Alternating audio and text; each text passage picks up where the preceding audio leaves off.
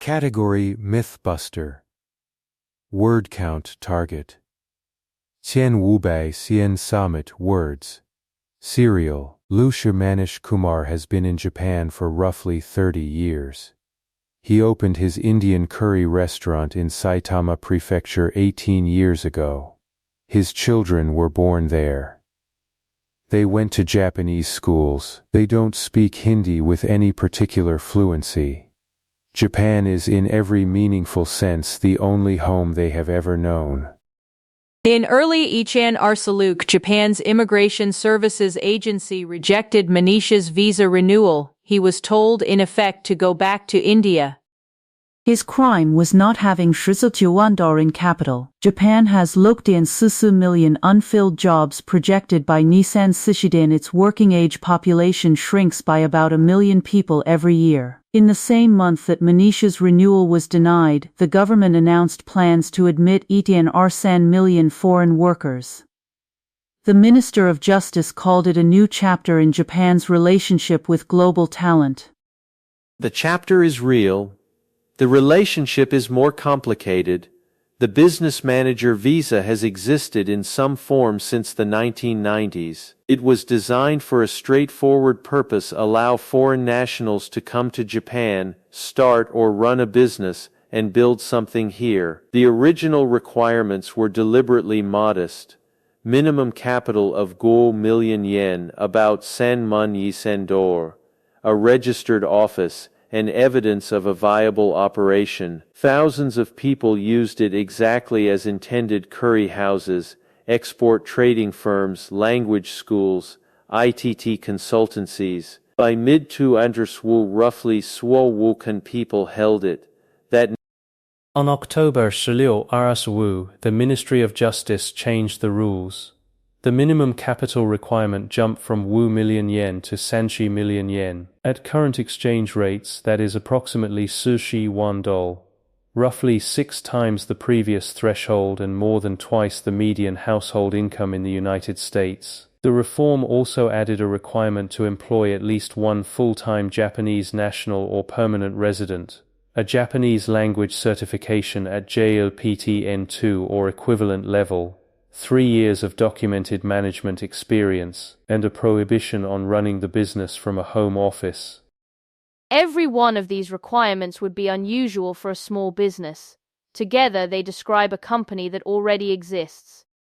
According to the Immigration Services Agency, only 2% of existing business manager visa holders had capital exceeding century million yen. The remaining new schlick percent are now in a 3-year transitional grace period, after which they must either raise capital to the new threshold, restructure, or leave. The ISA reports that before the changes, it received approximately 10,000 new business manager visa applications per month. After October Nitu assured that number fell to roughly 10 billion brr. A 96% collapse. When journalists asked ISA chief Kimi Onoda about these figures, she did not express concern. She described the outcome as intended. The previous application volume, she said, reflected a system that was being used primarily as a residency pathway by people who were not genuinely running businesses. The business manager visa had become, in her words, too easy. This is worth sitting with for a moment. A government official confirmed that a % collapse in applications was the goal. The policy was not an accident. It was not an overreach. It was calibrated. The data on who was using the visa supports her diagnosis, at least partially. Roughly half of the 41 Wuksen holders were Chinese nationals. Japanese media reported numerous cases of shell companies, minimal business activity, and residency secured through nominal capitalization. The abuse was real. But the cure affected everyone. Among the 14 to Wutin Indian and Nepalese-run curry restaurants operating across Japan, most are small family operations. A Tokyo Shoko research survey of Entrabi Kyushiju foreign-run companies conducted in March and April Entropy found that 4% expected to be materially affected by the new rules. 5% were considering closing their businesses. 12% were considering selling or merging with larger entities. 27% said they would attempt to raise the required capital, an enormous and often impossible sum for a restaurant or small retailer. The crackdown did not distinguish between a shell company in Shinjuku and an Indian restaurateur who spent 30 years building a community. Japan's immigration policy in Nithen-Nilu presents two simultaneous faces to the world. Phase 1, Japan is opening up. The specified skilled worker program now covers Sanji Nuwan EPQ Shaluk holders, a record, spread across Shaluk sectors, construction, food service, nursing care, agriculture. The government's 5-year plan targets Hashawan Wuthen Nifek SAE's Dabru workers through March. Nithen Niku-10 Prime Minister Takaichi has said Japan needs foreign labor to remain competitive. This is true and the numbers back it up. The SE's Dabru expansion is genuine. Phase 2, Japan is closing down. Business manager visa applications have collapsed. Naturalization requirements have been extended from go to sure years of continuous residency under new enforcement standards. The government's official policy framework, published in January, Nisen ni Shidluk, explicitly states that Japan is not pursuing an immigration policy. It is pursuing a coexistence policy, a distinction that carries significant legal and political freight. The distinction matters because it reveals the underlying logic. Japan will accept foreign labor when it occupies a clearly defined, controllable and reversible position in the economy. The specified skilled worker visa in its primary form does not offer a direct pathway to permanent residency. Workers come, work, and, in theory, return. They fill slots in a labor matrix that the Ministry of Health, Labor and Welfare adjusts periodically. When the food service sector hit its cap in April, the government suspended all new SSW applications from overseas for that category. The door, in a very literal sense, closed. The business manager visa was different. It put foreign nationals in a position of economic agency. They owned things, they hired people, they competed. They were, in the language of economics, principals rather than agents, and that appears to be exactly the category Japan's policy architecture is least comfortable accommodating. ISA data reveals that the visa applications now being approved are almost exclusively for executive-level figures from listed capitalized companies, not entrepreneurs. Not the risk-takers who start something from nothing. Managers of existing operations, sent by corporations that already have the Shukomondolan registered capital before the conversation begins. Japan is telling the world, come if you already made it somewhere else. Build it here? Harder.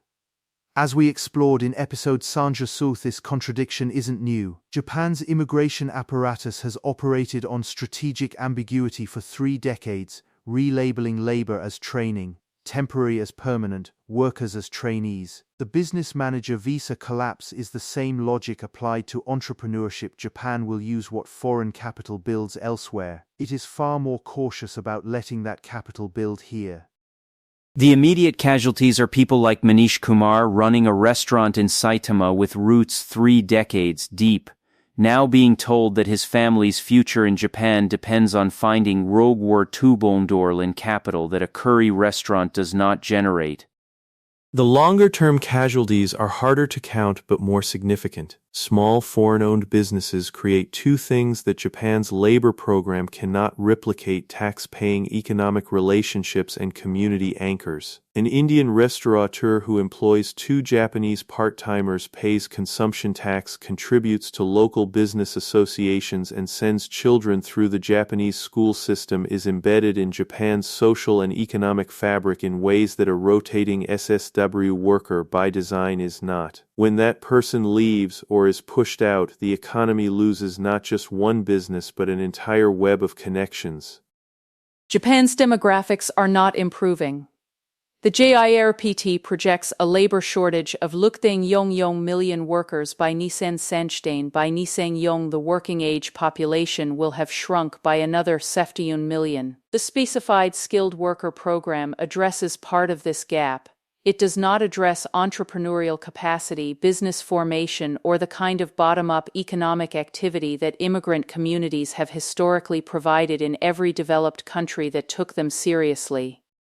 The business manager visa reform may well have eliminated genuine abuse. It also collapsed the legitimate use of the visa by approximately the same ratio. The story Japan tells about itself, and the story its policy choices tell, are increasingly difficult to reconcile. Japan says it wants talent. It passed rules that wiped out 90% of foreign business applications and forced a man who spent 30 years building a life there to reconsider whether that life was ever really his to keep. Japan says it is opening its labor market. It is also narrowing citizenship, extending naturalization timelines, and for the first time formally articulating a distinction between accepting workers and accepting members.